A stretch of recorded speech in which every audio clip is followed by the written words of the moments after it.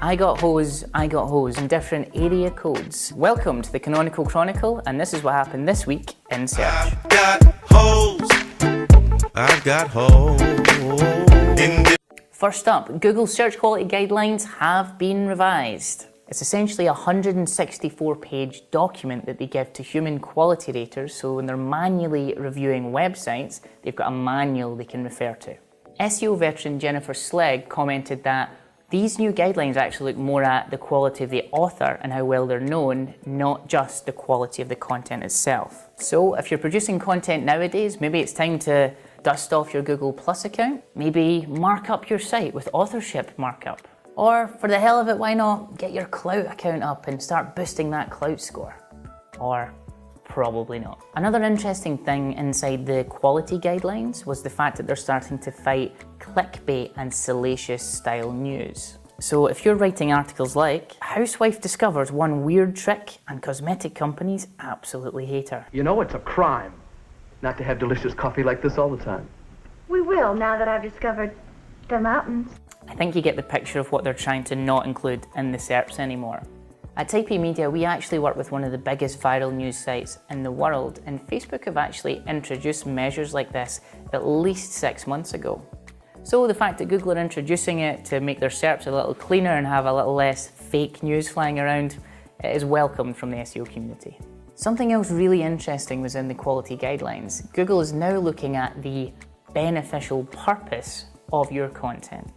For example, if you're an affiliate or you're running AdSense or you're monetizing through ads and there's no beneficial purpose to the end user, they want to cut that out. For me, this is such a gangster move from Google. We've got the biggest advertising platform in the world saying to people, if we're giving you free traffic, we don't want you making money from ads. We make money from ads, not you. Hey, I tell you what I'm gonna give you, snakes. I'm gonna give you to the count of 10 to get your ugly, yellow, no-good keister off my property before I pump your guts full of lead. Talking about squeezing the middleman, Google have also updated the way they show events in the mobile SERPs. Here's what you can now do. So not only can you get more timing and event information when you click into an event, you can also, you guessed it, buy tickets. Now we assume it's the exact same algorithm actually getting the sites onto that SERP, so nothing's really changed there, but just you wait and you're going to be seeing very much a pay-to-play model where if you're an event business, you're going to be giving a cut of your revenue to Google in order to get that traffic. Next up, in completely underwhelming news, Google have said they're going to stop submissions to the index via their online form. Fine by me! I'm pretty sure that 99.9% of the search community could not give a shit about this update, apart from GoDaddy, whose main SEO proposition is doing exactly that. Oh, it's a deep burn. Oh, it's so deep.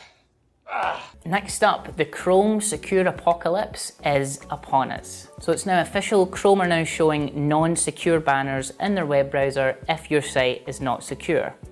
All I've got to say is if you've not already migrated over, please do so, and if you're seeing rankings decline, then you've only got yourself to blame because it's been out for at least 6 months now. Next up, Google have announced that they've actually introduced speakable markup for Google Home and voice products. The markup is called speakable markup, which allows you to go into your article and literally mark up the bits that are classed as speakable pieces of content. So when someone asks a question to Google Home, it'll serve that content up.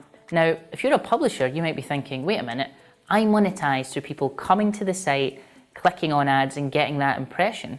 Why would I want them to go to voice where I can't serve ads? However, looking at stats from the US market, we're seeing that voice is going up and up and up and up, and the way people consume news is changing. So in terms of a long-term brand play, do you want to be the brand who's constantly in people's minds saying, this is news from website.com? Or do you want to be completely invisible to that new generation of news consumers? Because just like Google likes being the middleman and switching the money taps on whenever they can, you can bet your bottom dollar they're going to do it with voice. And if you're the guy getting the lion's share of voice traffic for all your news, you're going to be the one getting the paybacks for that. That's everything from the Canonical Chronicle this week. We hope you've enjoyed it. If you'd like to see more, please do follow us on social, but until next time, we'll see you later.